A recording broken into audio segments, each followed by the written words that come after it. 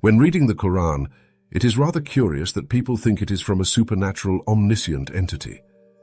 If there was an all-knowing God, would it not suggest knowledge on gravity, relativity, quantum mechanics? Where is the wisdom of an entity that has seen the future? Even its Dawah speakers have begun to refer to its scientific miracles as debunked. Ultimately, the simplistic nature of the Quran's description should show us that it is a product of its time. Take for an example its section on embryology. Quran 23:12. We created man out of the extract of clay. Then we made him into a drop of life germ. Then we placed it in a safe depository. Then we made this drop into a clot. Then we made the clot into a lump. Then we made the lump into bones. Then we clothed the bones with flesh. And then we caused it to grow into another creation. Thus, most blessed is Allah, the best of all those that create. This is extremely similar to the knowledge of Roman and Greek physician Galen of Pergamon that lived 400 years earlier, who would have been well known in the age of Muhammad. He stated, 1. Semen enters woman. 2. Semen combines with menstrual blood and forms a clot. 3. Fetus starts to form but not fully. Bones, then flesh covers them. 4. Baby is created. The only difference appears to be that Galen used the word blood and Muhammad used clot.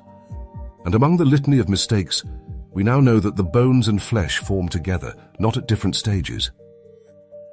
Quran 31:10.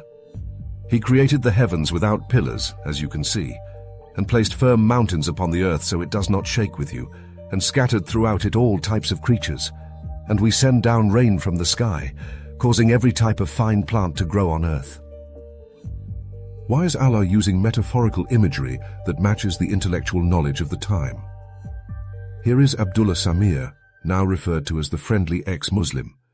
He promoted the religion for over 15 years and describes this verse as one of his earliest doubts. And the sheikh was saying, Allah holds up the sky without any pillars. And this brought back all my doubts about, if the Quran is truly from God, the creator of the universe, the one that knows all things, why is he describing the world in a way that, was the 7th century understanding of the world? Like, the sky doesn't have, okay, we know the sky doesn't have any pillars that you can see, but there's no need for pillars. Like, we're just a ball in space. Slowly, as the inquisitive mind delves deeper, it comes to realize that a book that professes to be divine, once seen within the context of its time, is nothing but a conglomeration of the knowledge and understanding of its era, much of which Muhammad would have been accustomed to. This is Billy. He was Muslim for over 9 years. In fact, a very militant and aggressive one. You're going like this to my face. Because you're telling me you're going to dominate me and conquer the world. Get your finger out my face, bro. Get your finger out my face. What do you mean when you say that Muslims are going to dominate the world? I'm not going to be your dhimmi. I'm not going to be your dhimmi. What does that mean, bro? And you will give us the jizya. Because I'm not getting... See, there we go. There's the extreme. There's the extreme. We're going to take our coins. You don't belong there. You just can't take it. That's it. You literally said you're going to dominate the world. Yeah, we will. And what? He speaks about his doubts and how they manifested, and his advice to others. Don't listen to what they tell you. Read all the theologies in Arabia before the Quran was revealed, and then read what the Quran says about things to do with the universe, and you'll start to ask all. An all-knowing God has released a book about everything, and it just happens to have all the information from all the theology surrounded by the person that surround the person who apparently received the revelation.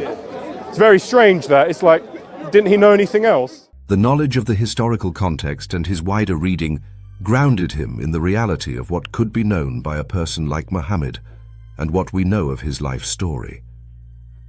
It's like I was saying earlier about the narrative of Jesus in the Quran. Isn't it funny that the Arabian Christians had the story of Jesus turning the clay bird into a real bird? And isn't it funny they worked on the oasis points on the trade route, and for the best part of 30 years, Muhammad was a trader. So every day of his working life, he come across Arabian Christians reciting these stories, and his revelation happens to be a copy and paste of the exact same stories. Here he mentions the Quran verse on shooting stars. Their shooting stars are thrown at devils who are trying to steal information from between the heavens and the earth. And the sky is the ceiling, and the night sky, it's nothing to do with the sun and the moon. Oh, no, no, no, no. It's because a veil is cast over the earth. Quran 67:5. And indeed, we adorned the lowest heaven with stars like lamps, and made them as missiles for stoning eavesdropping devils, for whom we have also prepared the torment of the blaze. Quran 72. Earlier we tried to reach heaven for news, only to find it filled with stern guards and shooting stars. Now these high-level ideas, very intellectual, very scientific, are also found in Zoroastrian mythology and theology. That was around for quite a few millennia before Muhammad was born, and there was several Zoroastrians in Arabia at the time of Muhammad. Isn't that strange? And he makes a suggestion to promote objective reasoning.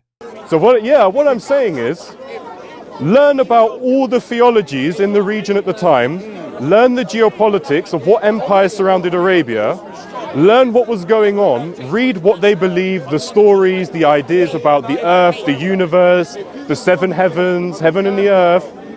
Read about all of it, and then read a translation of the Quran. It won't seem very divine then. It won't seem very unique or miraculous.